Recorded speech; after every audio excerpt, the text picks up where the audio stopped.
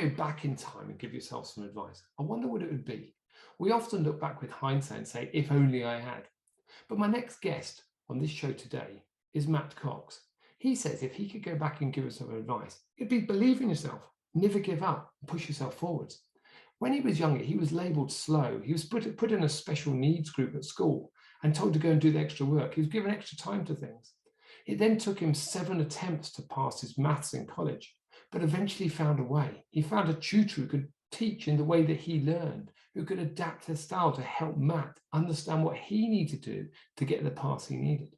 And I think if you listen to Matt, you'll understand that as a 44-year-old, he's achieved an awful lot more than many other people.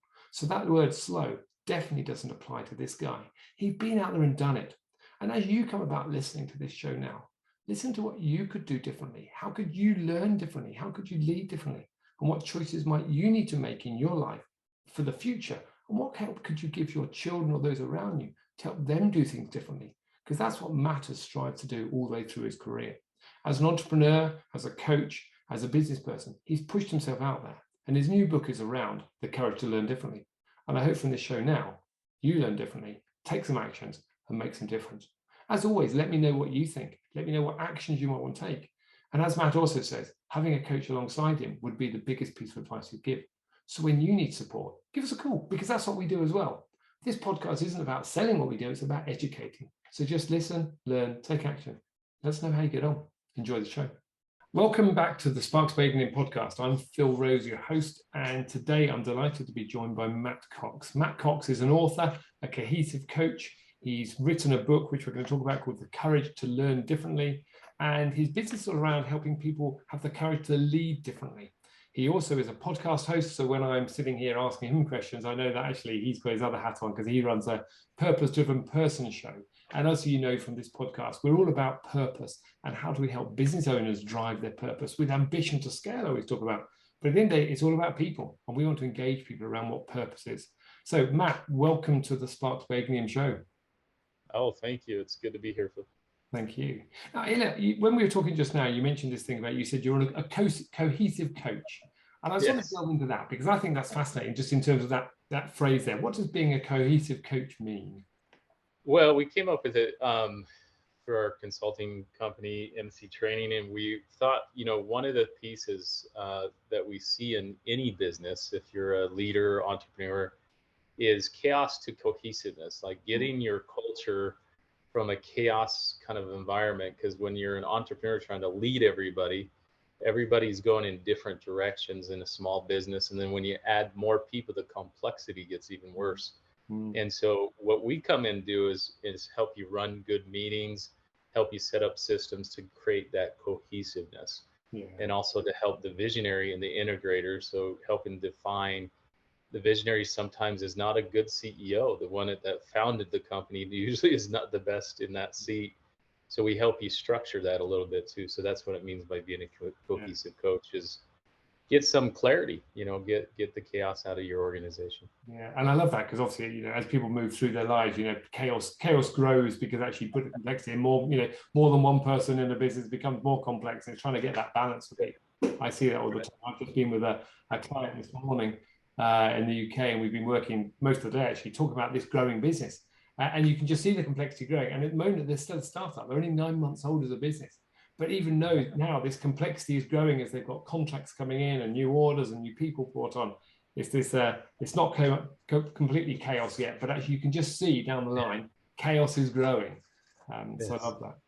And tell me, when we talked before, actually, there's a whole load of questions which I've got here. And we always say for this podcast, it's about the conversation rather than about me interviewing you. But there's a whole load of things you and I talked about before, which I really want to delve into in terms of looking at your backstory, because I think there's a really interesting piece there, which is why we and you connected originally, in terms of what got you to where you are now, Matt. Because actually, when I listened to some of the things you told me, you've done amazingly well, and at some stage in life, you were told you wouldn't do so well. So you kicked the bucket out and you said, "Hey, look, I'm going to make things different." Can you just talk me about that story of the Matt Cox from then to now? Yeah. So my messy story here, or the backstory, is I grew up in a small town, very small town, and with 7 siblings. Well, I'm one of the 7, and then we inherited another 5, so altogether 12 of us. Uh, was a pretty interesting childhood, real fun, good parents. My father passed away when I was 10, so we lost him, and then my mom raised us, and that's when we inherited the five as step siblings. And so early on in my schooling, I found out that I wasn't normal. I didn't think the way the kids thought. I remember coming to school for the first time. I was an emotional kid where I filled things. I didn't normally think that. So when I remember walking in first grade and I saw my first grade teacher and Miss Matthews, she had a big stripe down her hair, very tall, short hair, and I thought she was Cruella Deville from 101 Dalmatians, and kind of hid. And then later on in that school career, they told my mom I was behind in the class, and they did tons of tests, and they labeled me slow. I didn't know what that meant. Um, I felt I could run as fast as anybody on the soccer field. My brain felt normal, but I started noticing, like when it came to English and writing, I wasn't keeping up with everybody, and English started looking like Japanese to me.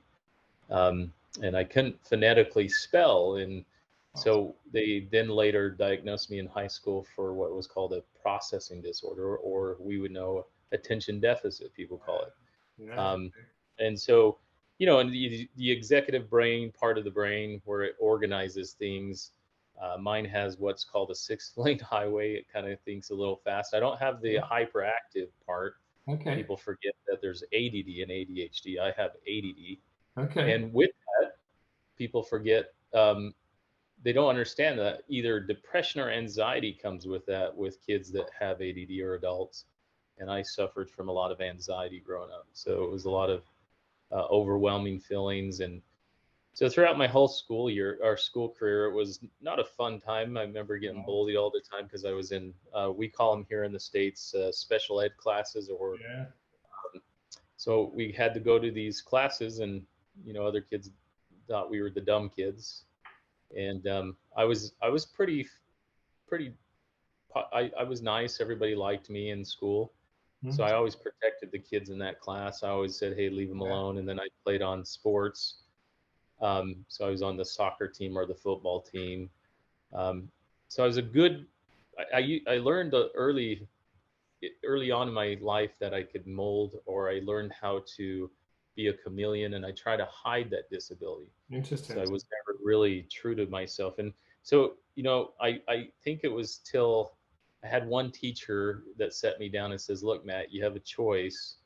Either be a victim to it or do something different." And he was Wow. my biology teacher, and they called a teacher of record that was over my education as a Mhm. special ed kid.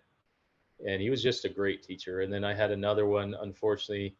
I remember sitting in high school. It was before I graduated. She said, "Matt, you'll never graduate. You're going to struggle." Wow. And I look back on it. Her intent was, Phil, is just to keep me from experience failure. And Yeah. Okay. yeah, and at 44 now, looking back on it, I think my disability, I look at it now as a gift. I'll be honest. I've Yeah. had to change my perspective in it. One, it's kept me humble. It's Yes. taught me to ask for help, Okay. and it taught me to think outside the box. I think if I would be very academic driven, and this is just my take on it, I'd be a pretty ego driven person. Um, and so this has kept me humble Yeah. because I have other gifts. I have other talents that Yeah. I've had to heighten. Um, and then just jumping forward, I did go to college. I barely made it through high school, but I went to college. In my freshman year, I flunked out 7 times in my math class. I Wow. couldn't pass it. Oh, Yeah, it was frustrating. I think there was so many times I I sat in the corner and cried because it was just so frustrating. And yeah. finally, I learned, and this is where I think my skill set came in. I learned I had to be adaptive, and so I started asking, and I went around and started interviewing all the math teachers. Isn't that funny? I says, "Hey, I want to interview you," and I had to interview them because I wanted to see if they were my teaching style. That's Um, interesting. and Wow. I found one, Mr. Bowler. He was a lawyer, really fun guy. So I took him only one class in the summertime, and he taught the way I needed, and I passed it with a C minus and moved on. And and Wow. I got a bachelor's in film, Okay. because I think I changed my career about 5 times because I go down one. I wasn't good in math. My disability affected my reading and writing. So Okay. today I read at a fourth grade level today and write at a, I don't read or write at a college level. My sixth grade year old son spells better than me, and so I've learned that that's okay. It's Yeah. not, doesn't define that I'm smart. I've been very successful in business. I ended up getting a bachelor's in film, Wow. so I learned how to make movies, and then my master's is in public administration. I did really well in that one because it was more theory, it was more concepts, which I think I did well. So yeah, pretty stressful situation. My turning point in my life was just, I sat on the step in high school and I says, "Man, I'm done being a victim to this." And I decided I didn't want it. My whole purpose in life, I was going to help individuals not feel the way I did growing up when it And I came love to. that. And there's so much in that, man. Just as a really Yeah, emotional story there.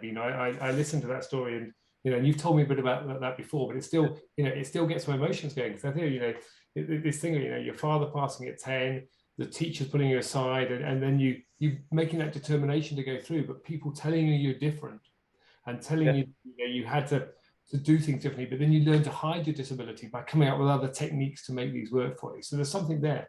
But the bit I love there is one teacher said to you, you can either be a victim or you can do something differently. yeah, I think there's a real fascinating piece there. And, we all know, we all talk about that worldwide, in terms of that one teacher who spots that talent and said, it's up to you. But what I love yeah, about your teacher there is saying, Matt, you've got a choice. You can go this path or you can go this path. It's up to you. And you yeah, chose to do things differently for whatever reason it was, something triggered in you to do that. So I love that in terms of that driving yourself forwards. yeah. I have a saying I usually tell when I coach individuals. They say, "Okay, so what? Now what? What are you going to do about it?" Because at the end of the day, it's choice, right? It's I can choose to be that broken individual, or I can choose to be in height. And I learned in college my talent was I went to my department head. He was a public speaker, and I took public speaking. And I says, "Hey, I want to be a professional public speaker." And then I explained, because I every class I had to give him my ADA accommodations, to give me extra time on tests or something. So when he looked at me, he says, "Matt, it's hard. With your disability, it might be hard to do that." Mm. And I said, "Okay." And then it was funny, Phil, because at the end of that semester, I was the top public speaker in his class, and he asked me to do the closing speech for the whole semester. Wow. So it happened in my film class too. The film teacher kind of gave me some hard times, and then at the end of the film class, he asked me to help him be a part of making a film with him. Wow. Because mine's not writing, but I'm a very big visionary. I see things, Mm. I can predict things. I'm a good predictor. I think what the gift was given is I can kind of see trends, and most entrepreneurs are that way. If you see all the entrepreneurs, they have some sort of like Elon Musk. Mm. We all know, kind of on that Asperger scale. Yeah. Um, Yeah. Bill Gates, same thing. Even Brinson from Virgin Mobile and Virgin Air, he's Mm. highly ADHD. It's just obvious. Yeah. Yeah. And actually, true, isn't it? He's dyslexic as well. Yeah, That's another thing which he's played to his strengths over the years as well. It's correct. And fascinating, so, isn't it? It's this thing about, yeah, you push yourself there, but I love this how you said that you need to find your gifts. And you often hear when you talk to people, about people looking for their gifts and finding that. But some people don't recognize it, or they're not given the opportunity to recognize what those gifts are. So they just find their way in life, but they never really identify what it is. But what I hear there is you've done that. When you talk about becoming the top public speaker, and then you get invited to do these other things. So there's something there in terms of your own character, which is really giving you that push forwards. And yeah, that brings me full circle into that, looking at your purpose now, your purpose as an individual, because you've become really clear about that over time, which is why why you run your purpose-driven podcast show, why you run your business now. So when did that purpose come to mind for you? When did you realize, hey, this is what I'm here for? It was in college and towards the end of when I graduated, I started working with a company that would help people with emotional growth seminars. And I remember sitting through some of them. I went through a few. I've always working on myself, self development, reading. Even though I struggle at reading, it's a blessing to have Audible now. Just listen I away. read a book. Yeah, I listen to a book a month. I make sure as a coach, I got to be, if I'm going to help people, I better be learning, right? I better be having the knowledge, Yeah. because half the time my people I coach, they don't read. So I have to read for them and help them break it down. And in the concepts, I'll say, read this book, and they don't. But my turning point was in college. I was sitting in my room. Mm. I kind of hit a wall, and I remember taking a dry eraser marker. I don't know if you remember those. I Yeah, have yeah. a million behind me. And I had a huge closet mirror. I don't know if you've seen those mirrors that are closets. They're the sliding mirrors. Yeah, I can picture Um, it now. and I started writing on it. I just drew a circle and I put my purpose, and I started drawing, kind of like when you do a paper, you do all the bubbles. And I was trying to connect it. And in the middle, I put my purpose. It says, I want to help people. I want to help people find their purpose. Oh, And I didn't know what that looked like to make a living with it. And I remember I was just at a turning point, and I wrote it down, and I says, I'm going to write a book. And this was like, this is when I was in my 20s. I'm 44 now. And I look back on it, and everything I wrote on that mirror, I've done. wow. Um, That's I great. said, I'm going to write a book. I'm going to make a business. I'm going to have a successful family, a beautiful wife. And at that point in my life, I was just like, how's all this going to happen? So if you can imagine that mirror fill, Yeah. I just filled it up. There was a middle bubble. It said, help people find purpose. And then I put all these bubbles around it, all the hats I was wearing, Mm. and all my future bubbles I wanted. And then I put a filter, and I says, how do I live my life? And I created 5 purposes or 5 values. Tell me more. That Uh, sounds good. yeah, and I have them. I usually, I have my 5 values that I live by, and I filter every decision through those values. So in business, in my personal life, and I teach this to my high performers, because you can start kind of shaving away all that waste of Mm. time, as a business owner. Hey, it doesn't mean my values. I don't need to do that business still, because everybody feels they're missing opportunities all the time. Mm. And what I've learned is it's okay to miss them. I don't need it. I only have 100% in my life, and I can only give so many percentages away. Yeah, So when that's someone great. comes and says, "Hey, do this. Bitcoin is the thing right now," I says, "Not for me right now. I'm okay. Yeah. I don't need to be over focused." So I learned that was when the turning point occurred, and I just apply it now moving forward. It's just my purpose. How am I doing it? And then I just kind of move forward on that. Yeah, I love that. So that values, a lot of people don't get clear on their values, or if they are clear on their values, they're very fuzzy at the beginning and they become clear over time. And I think this word purpose is really clear as well. We've often talked about having a clear why, and there's lots of blogs out there and Google articles and YouTube videos on people finding a purpose, and people will Google it and find about why, what, and how, or why, how, why, what, why, how, and what. If you talk about Simon Sinek's work, but your values in that case, as a young 20-year-old, and I look back on that and think, yeah, as a young 20-year-old, if only I had done my values at that time. Have those values remained true all the way through your last 20 years? Yeah, some have changed, or evolved, but yeah, I'd say majority of them have stayed the same, because Oh, it's okay. kind of like one of the things is integrity. I Okay. always live off, making sure, in grit. I have one of my values is grit, and Love it. then one of my other values is just having meaning. What is the meaning in it? And then family is one of my big values. Family first, Yeah. and anything, and how. And I've had to really always focus on that value as a business owner, as an entrepreneur. I had to put the phone away, give my little ones attention, And because too few people make that decision or make it early enough, and they're too busy doing to think about family as everything. So family first is one of your key drivers. I think that's probably a big one I coach with my high performers, because they don't know how to do family balance, Mm. family balance, because they come in, they're on the phone. It wasn't until, and I'm guilty of it. I was really bad at it at the early part of my entrepreneuring. I sucked at it as a leader and entrepreneur at the beginning. I had to learn it. I hope everybody hears that. I mean, it's when I get a leader thinking they're like the best and nobody can teach them, I says, oh, you're in trouble. Because if a leader thinks they can't learn from another leader or coach, Yeah. um, I tell any entrepreneur or any business owner, let them go. Don't bring them onto your leadership team, because every leader needs to be devolving. And I remember when my little 5-year-old at the time, he's older now, but he goes, Daddy, you're always on the phone. And you always say that, and so Mm-hmm. uh, so it really hit. So I now try to plug my phone, leave it on the desk, go out and play basketball. You got to unconnect. Yeah. It's sad when you hear that, isn't it? Because when the 5-year-old says, "Daddy, you're always on the phone," I think that there's something in that, because we hear that so often from business leaders where they forget about what's valuable to them. Yep. I'm a big family man person.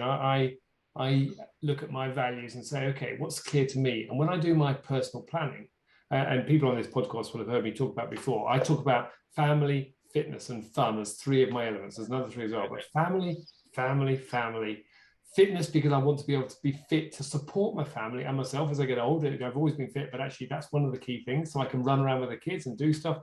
Not that I can run as fast as them as anymore, but doing those things. But fun overrides that as well. Because I think, if I'm not having fun, don't do it. And I think for me, that's the key. So family, fitness, and fun. And then there's three others that go with that as well. But to me, those are key there. So if I look at my kids now, and they're 19 and 16, you suddenly realize they grow up so quickly. And actually, if you're not putting the effort into them, you're missing out a lot of time. But it takes some time to realize it, because it's only when the kids are grown up you realize, I wish I'd spent more time with them in most cases.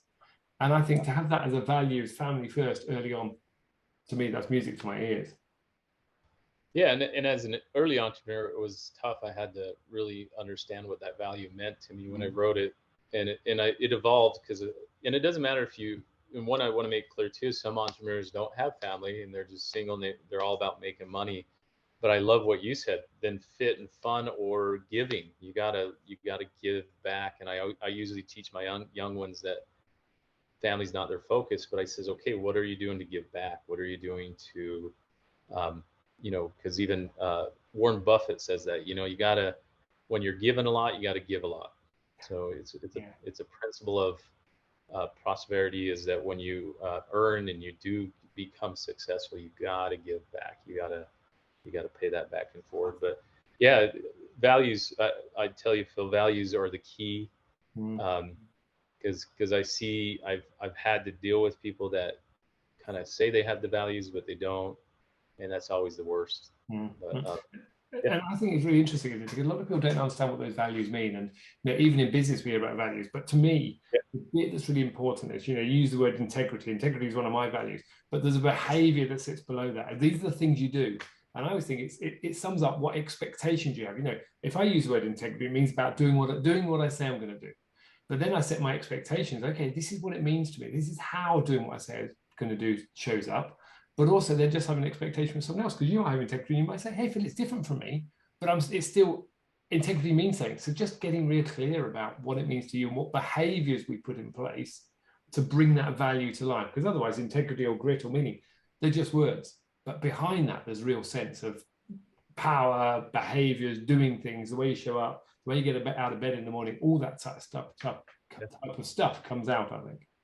Yeah, I think it's just your passion. What do you do when you hit the floor every day? What makes you get up and be excited? And do you love the people you work with, or do you love the people that you're doing business with? Because at the end of the day, it's miserable. Even if you own the business and you don't love what you're doing. I've heard so many entrepreneurs start something, and there's a point of, hey, when do I say this is enough and move on if it's not something. I've had to help a lot of entrepreneurs do that, where they say, hey, I'm just miserable. I'm making lots of money, but I'm not happy what I'm doing. Yeah. I says, well, there's a million other things you can do, and you only have about 30,000 days in your life if you are a healthy person. So don't waste them. Yeah, well, Money's not always the direction. Purpose. And Viktor Frankl, he's one of my favorite authors, Man's Search for Meaning. He talks about this. He says, have a great cause. Make sure that cause is bigger than you. Money will follow. yeah. I've met doctors when I was growing up and going to college. I met doctors in the ER that spent 10s and 20 years in school and they hated their job. They hated being a doctor. But they said, what else can I do? I put all my time into this. And I says, well, you're smart. Go start something. Yeah, yeah. Because you're still young. And I love that. Have a great cause. You know, Viktor Frankl, and I come back to Man's Search for Meaning a lot of the time for when I'm working, and I still think it's, you know, a really valuable book. And there's two things you said there which really resonated with me. One is that you've got 30,000 days, don't waste them. Hey, look, that's a really, you know, great most of it. But actually that have a great cause, money will follow. Because I think, you know, I always say that if you go chasing the money, yes, you might achieve that, but what life is it going to lead to? What is it? What's the sole reason for doing it? And sometimes I think people need to lead differently, because too many businesses in the last 20 years maybe have been set up for money, monetary purposes only. Hey, and I'm not averse to people making money, but it's what they can do with it at the end of the day. You know, I always say from my perspective, my business is about helping people transform their business, transform their life. And I say I work commercially and culturally. And I could come into any business and make it more successful, revenue up, costs down, make more money. But do you know what the real benefit is? It's the culture side first and foremost, because then you'll make more money long term, but you can have a nicer place to work. You're going to do something good for society. You're going to be more fulfilled. And at the end of the day, that's the bit you're going to look back and say, I did a great job. Not I made loads of money, because at the end of the day, as someone said to me recently, and I have no idea how to verify these facts, anything more than 70,000 a year. And actually, what do you do with it anyway? Yeah.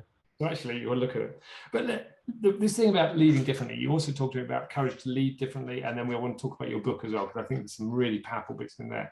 Tell me about this courage to lead differently, because you've talked some bits in there just now, but tell me about that process and what that means to you. Yeah, so the courage to lead differently, what we did is we got together. I created a company called MC Training, and it's a consulting company. It comes in and helps your company go from chaos to cohesiveness. And we took a lot of systems. There's a lot of systems. I love one system I use as an operating system, and so we kind of use that. Yeah, US worldwide, it's a good system. It comes in, teaches structure, but what I found is I needed a little bit more personal stuff, you know, helping you identify. So in our courage to lead differently, the first thing is just identifying your people, like you said, doing a deep dive, knowing their leadership styles, knowing their personality styles.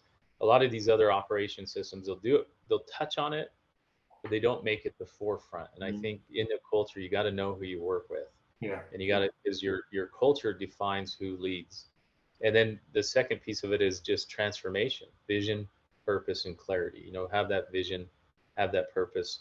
So the first one is, you know, we help them get that structure. Then we really dive into helping them see their vision and purpose. Yeah. I had a client recently. They just said, "Hey, I don't even have core values for the company." I was like, "Oh wow," but he's a true entrepreneur. He just was him. He started it. He just forgot to go back and do that part. So it's been fun to help him clarify that. Lovely. Yeah. And the last piece is implementation, accountability, and results.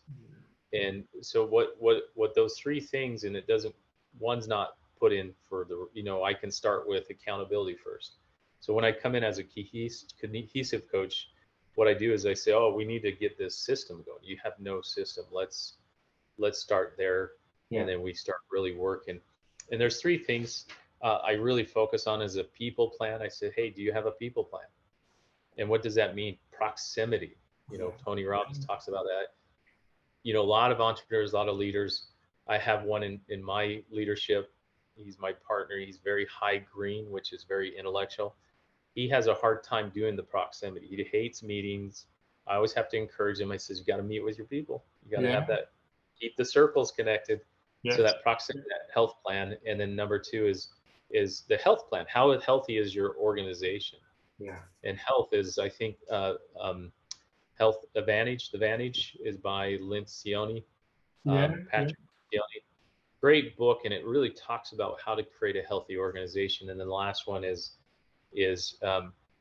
results, which I love using EOS. I help people implement that. You know, do self-implementing. I'm not an implementer. I don't care to be one. I just, hey, if you want to use that system, I'll help you. If you want to use another system, I'll help you, because it's whatever operating system you use, you just need to use one. That's what I always tell them. Get it clear. So that's the courage to lead differently. I love that in terms of very simple, you know, people, transformation, implementation, really three clear things. And within each one of those, 3 or 4 steps that you can just work on straight away. And I love that, you know, in terms of simplicity. That's the thing that works. But also what you're saying there is, helping people identify where do you start, because actually it doesn't matter where you start where the biggest need is at the time, whether it's transformation or whether it's implementation or people, because you need to cover all bases eventually. But Yeah. I think there's something that sits behind this in terms of this purpose-driven piece again, because the type of people you're doing with, there's these entrepreneurs who want to drive their business forward. They've got other reasons for doing it. So how do you find clients who want this type of service? Because actually that's one of the things that most consultants struggle with in certain areas. Where do you find them? I do a lot of networking with my current business, and I Yeah. run into them. I just have a casual conversation, and I usually just kind of, hey, if you need something. It's always about relationships. I think it's like some of my clients, I've known them for years, Yeah. and I just start chatting with them. I says, hey, let me come in and show you what I can do. Because for me right now in my life, it's a passion. It's not something I need to do. But I've kind of semi-retired, and I says, hey, I want to go back and do this because I want to help. Because I knew as an entrepreneur how stressful it was, and I wish I would have had somebody guiding me. And so how I find them is I just, when I'm networking, I have a little digital card. It says, hey, call me when you need something. And usually they'll call and start talking to me. I says, well, why don't you just hire me? I'll come in, and I have another partner that coaches with me, Coach Burnside, Rusty Burnside. He's part of my organization. So he does a lot of the coaching, very passionate guy. So with both of us, we just we're building out coaches. And so we find them by networking. Social media, there's so much noise, Phil. I mean, there's so much information. I've bought so many programs as a leader that I'll just be honest, that was junk. Yeah. Yeah, even from gurus. I won't say names, but even from the big gurus, I bought like online courses. They're supposed to be great, but they know, Phil, and this is something I hope leaders hear me.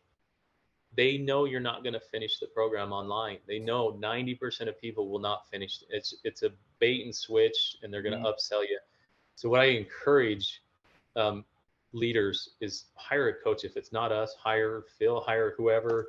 Get somebody that's going to guide you, because all that online stuff is. Here's what I love Gary V. Yeah. He says there's so many entrepreneurs that have never entrepreneured anything.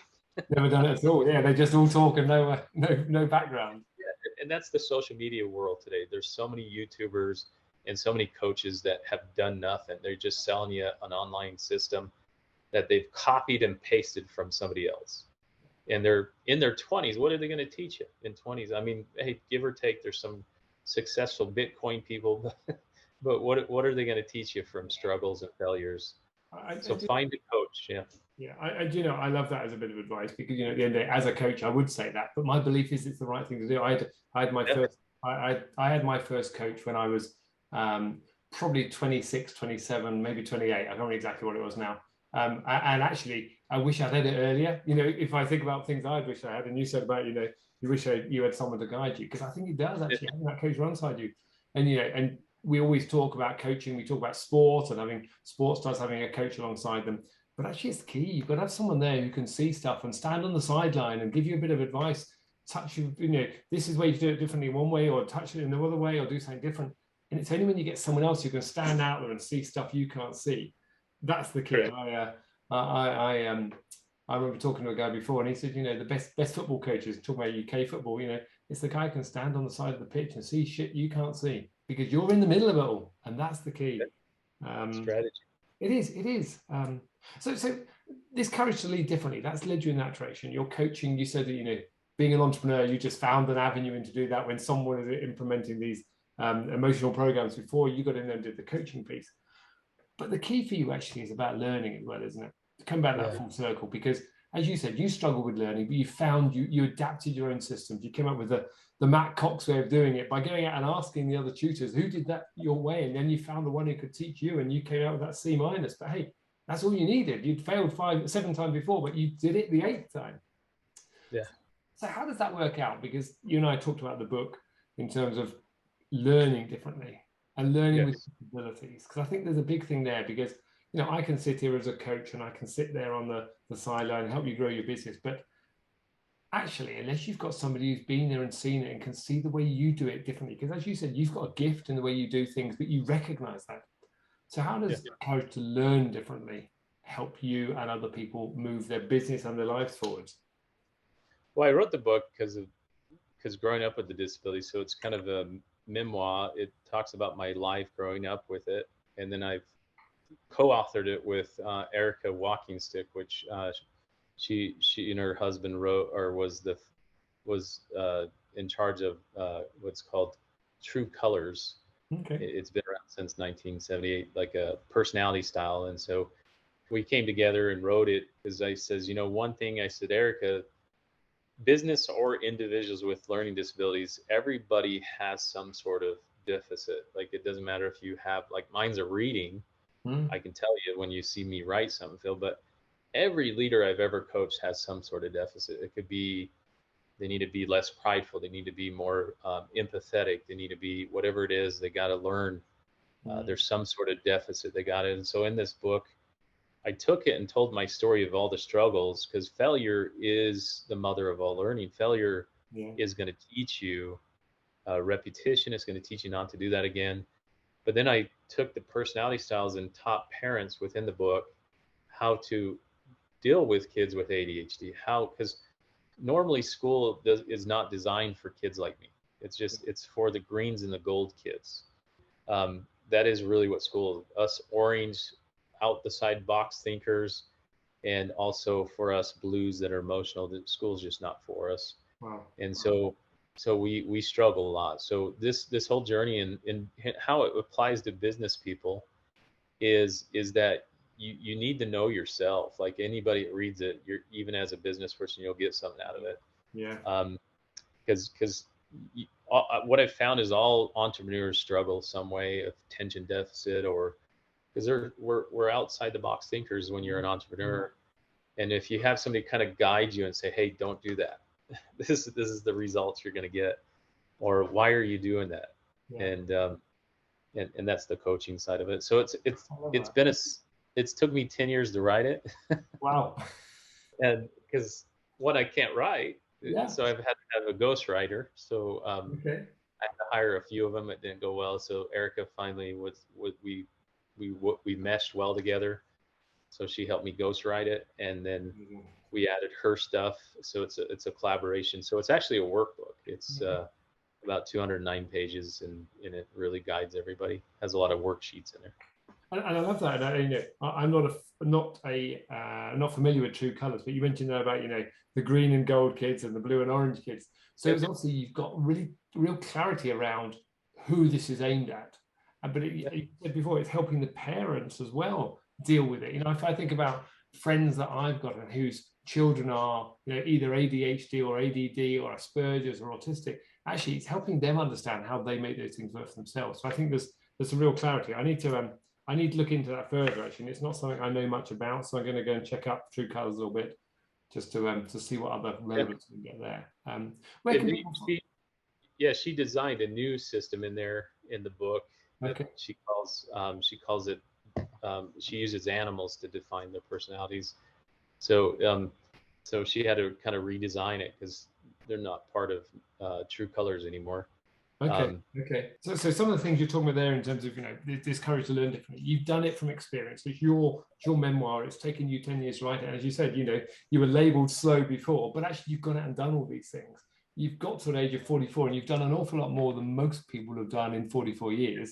So that label of slow actually doesn't apply, is what I'm hearing there, because actually you've done things at a pretty fast pace over the last 44 years. No. If you were to go back now, this is a question you often get asked or hear. If you were to go back now and give that young Matt a bit of advice, what's the thing you would say to him at that time, whatever age it was? What's the bit of advice you think, hey, you need to know this guy? I would just tell him never give up, push forward, and believe in yourself when nobody else does, and just change people's lives. That's what I tell them, just to focus on and hire a coach early. No, that's a great piece of advice. I'm gonna go with that one. So never give up, push forward, believe in yourself, and change people's lives. I love that. Matt, this has been a fascinating conversation. I know there's lots more there of the story, but in the time available, this has just probably touched the tip of the iceberg of the Matt Cox and what we need to do. So I'm I'm looking forward to maybe having another conversation at some stage, Yes. find out a bit more about you. I'm actually going to be in Las Vegas in July, so I might come look you up in that case. July 4th, I land, so I'll be there, and we'll maybe have a conversation. Going out. Say again? Said plan going to dinner with us. We'll take Yeah, we'll you do that. out. I'd love to do that. We'll catch up and find out you really properly. It'd be good to talk out. But I really appreciate your time. It's been good to talk. Where can people find you if they want to find out a bit more? And I know you said about the purpose-driven purpose show, so I direct people to that. Any other references that we can put there to get people to connect? Yeah, you can go to my website, Matthew Leland Cox, Leland, Leland, Okay. Cox, COX.com. That's my website. You can require if you want to get a hold of me, and also LinkedIn. I'm on LinkedIn. You can get a hold of me through there. Okay. And yeah, we'll stick those in the show notes. We always put show notes out with these shows as well, so we'll stick those in there. But yeah, if you'll need to connect you, that's brilliant. Matt Cox, I love this conversation. Great journey, and I love those things. Never give up. Keep pushing. Believe in yourself. What better advice than that? Yes. Thank you. Thank you, Phil.